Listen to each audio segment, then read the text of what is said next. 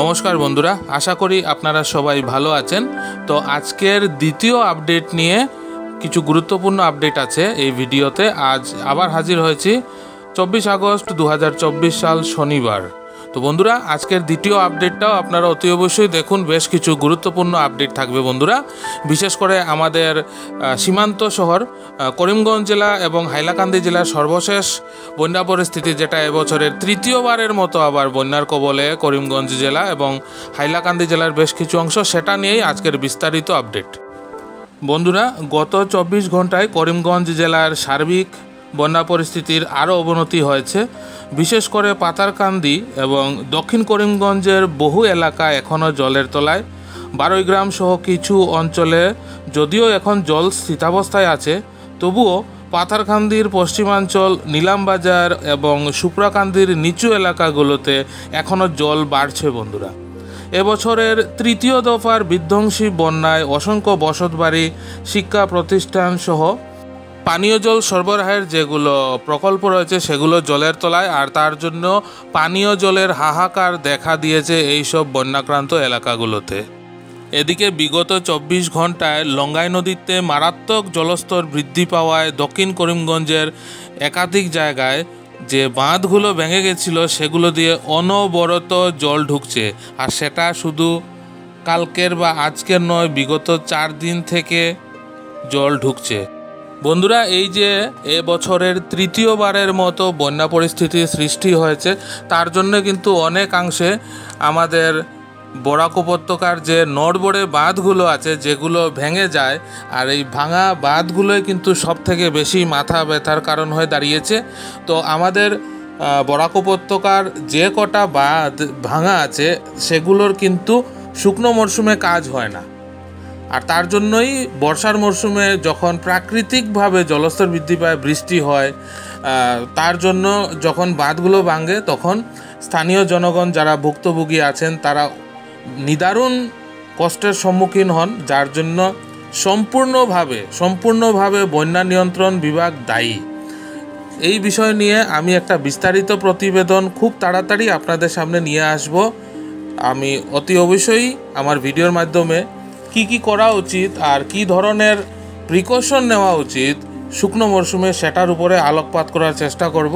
তো যারা নতুন জুড়েছেন এই ভিডিওর মাধ্যমে আমার চ্যানেলে, তারা অবশ্যই চ্যানেলটা সাবস্ক্রাইব করে রাখুন। আমি প্রতিনিয়ত আপনাদেরকে আপডেট দেওয়ার চেষ্টা করব বন্ধুরা। এদিকে হাইলাকান্দি জেলার ধলেশ্বরী ও কাঠাখাল নদীর জল অত্যন্ত ধীর গতিতে কমতে শুরু করলেও সার্বিকভাবে হাইলাকান্দি জেলার বন্যা পরিস্থিতিরও অবনতি হয়েছে। শুক্রবার সকালে অর্থাৎ গতকাল থেকে লালা, হাইলাকান্দি এবং আলগাপুর রাজস্ব চক্র এলাকার নতুন বহু গ্রাম বন্যার জলে প্লাবিত হওয়ার খবর পাওয়া গেছে বন্ধুরা। সর্বশেষ যে আপডেট আমার কাছে আছে সেই মতে হাইলাকান্দি জেলার মোট 3টি ত্রাণ শিবিরে প্রায় 1000-এর মতো বানভাসী আশ্রয় নিয়েছেন গত 24 ঘন্টায়। আর সত্যি হাইলাকান্দি জেলারও বন্যা পরিস্থিতির অবস্থা কিন্তু ভয়ানক।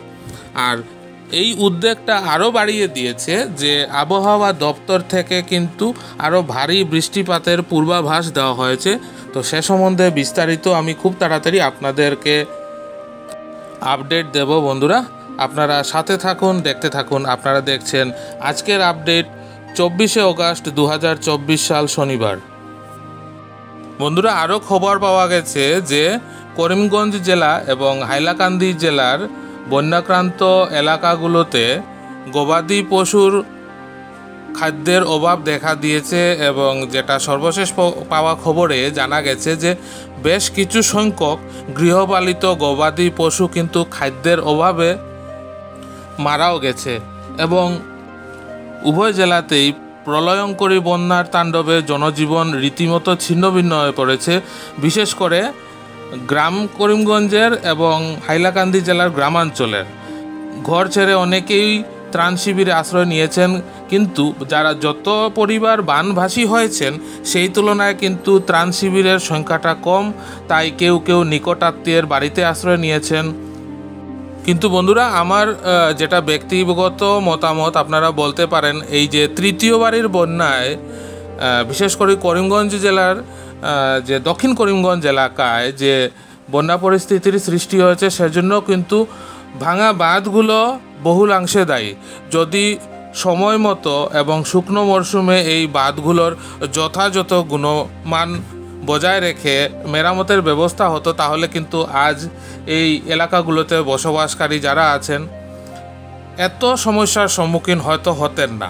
এটা অবশ্যই আমার ব্যক্তিগত মতামত, কিন্তু যতটুকু আমি স্থানীয়দের সাথে কথা বলে বুঝতে পেরেছি যে বাঁধ ভেঙে যাওয়ার জন্যই কিন্তু এই সমস্যাগুলো কয়েক গুণ বেশি বৃদ্ধি পেয়েছে বন্ধুরা।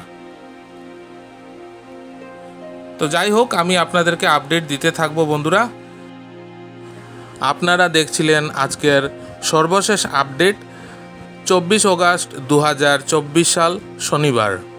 সাথে থাকুন বন্ধুরা, দেখতে থাকুন।